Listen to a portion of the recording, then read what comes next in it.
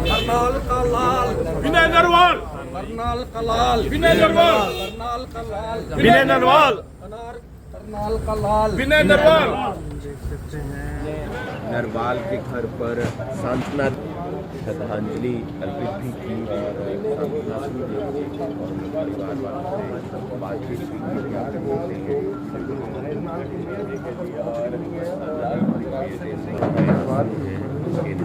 की। बड़ा दुख किया है इकलौता बेटा उनके बीच में नहीं है। विनय नरवाल के पिताजी साथ में हैं, दादाजी साथ में हैं, करनाल से सांसद, करनाल से विधायक, करण से विधायक, इंद्री से विधायक, मानिकल के जो विधायक प्रमुख परिवार यहाँ पर मरीज हैं और परिवार से देख सकते हैं उनकी भी आंखें नम है क्योंकि करनाल का बेटा, करनाल का लाल, सबिया का बेटा अब इस दुनिया में नहीं रहा।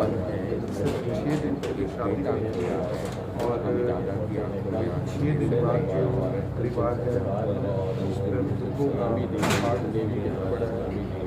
जब सभी से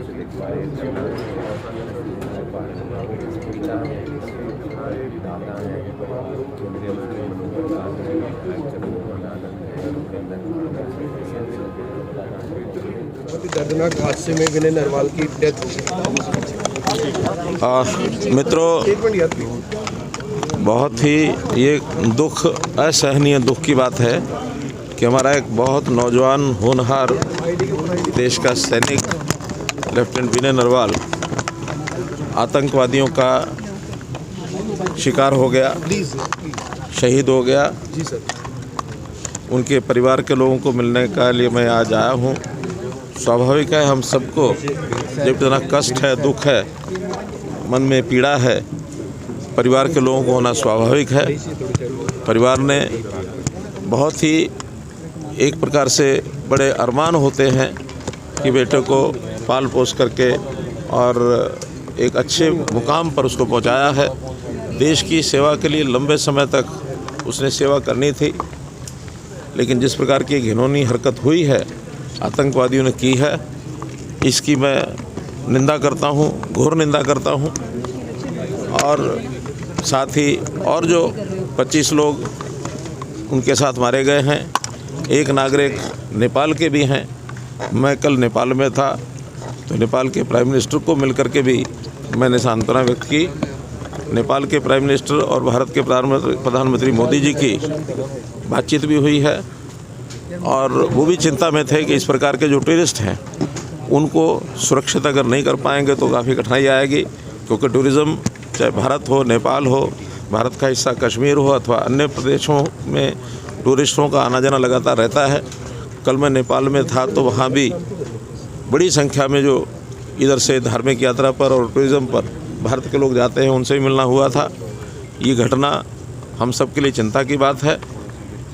प्रधानमंत्री जी विदेश गए हुए थे, उन्होंने तुरंत अपना दौरा रद्द करके और वापस आए।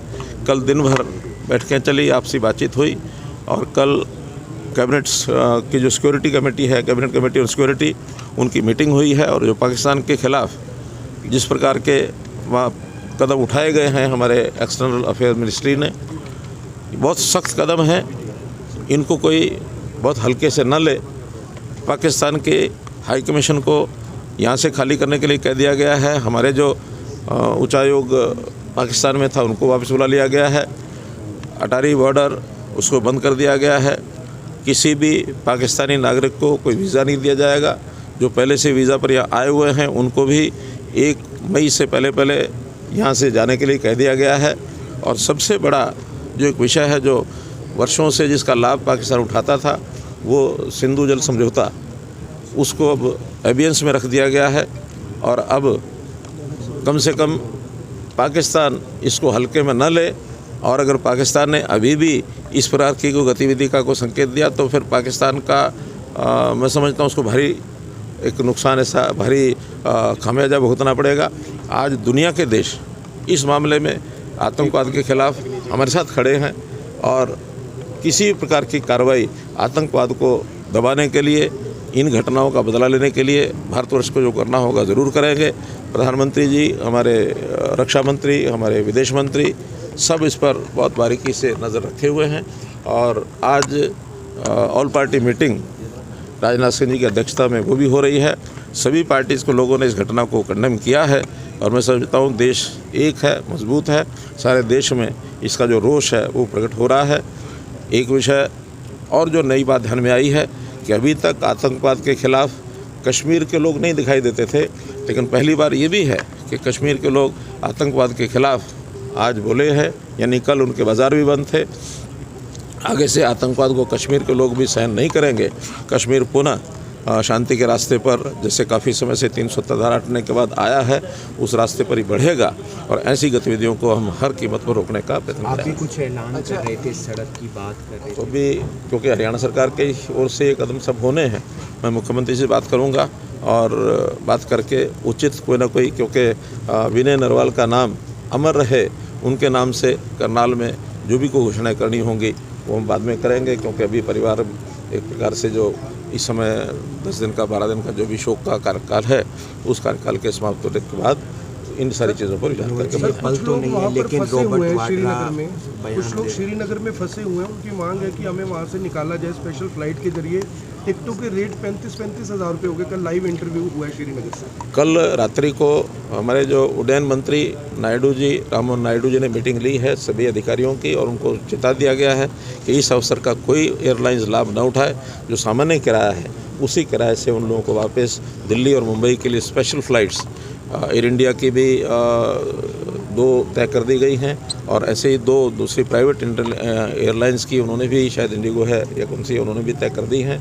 और भी आवश्यकता होगी तो स्पेयर एरोप्लेन्स उनको खड़ा किया गया है ताकि जितनी जितनी आवश्यकता होगी उन लोगों को वहाँ से इवैक्यूएट करने की जो बात आएगी वो ज़रूर करेंगे।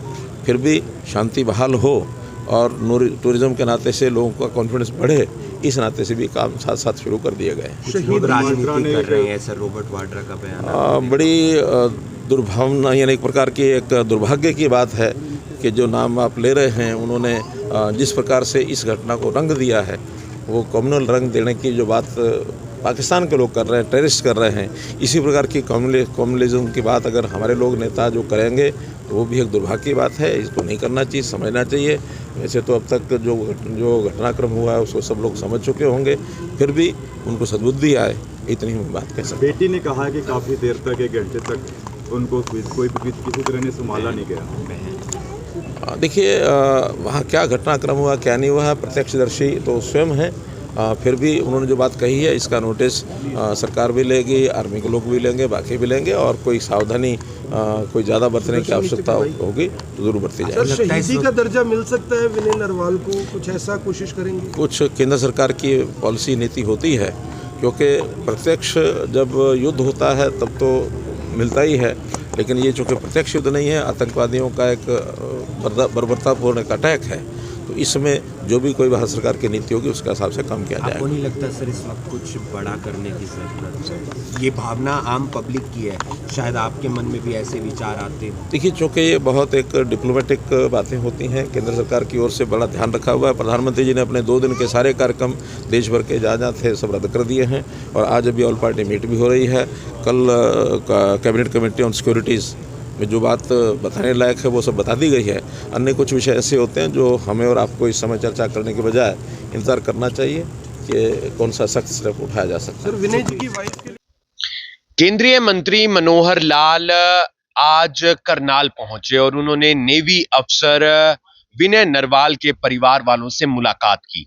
जब वो दादा से मुलाकात कर रहे थे तो भावुक भी हो गए थे, लेकिन परिवार वालों से बात की, कई मुद्दों को लेकर उन्होंने चर्चा भी की और जब वो मीडिया से मुखातिब हुए तो उन्होंने बताया कि देश का बेटा शहीद हुआ है, उसने बहुत साल देश की सेवा करनी थी, लेकिन ऐसे में उसका जाना न सिर्फ परिवार के लिए बल्कि देश के लिए एक बहुत बड़ी क्षति है। वहीं उन्होंने रॉबर्ट वाड्रा के उस बयान का भी पलटवार किया और कहा कि भगवान ऐसे लोगों को सद्बुद्धि दे। साथ ही साथ केंद्र सरकार ने पाकिस्तान के खिलाफ कई बड़े एक्शन लिए हैं और ऐसे में पाकिस्तान को इसको हल्के में नहीं लेना चाहिए। वहीं उन्होंने कहा कि अगर पाकिस्तान फिर से कोई ऐसा कदम उठाता है तो फिर पाकिस्तान को उसका खामियाजा भुगतने के लिए तैयार रहना चाहिए। बहरहाल देखना ये होगा कि केंद्र सरकार की तरफ से पाकिस्तान के खिलाफ और कौन कौन से बड़े एक्शन लिए जाते हैं।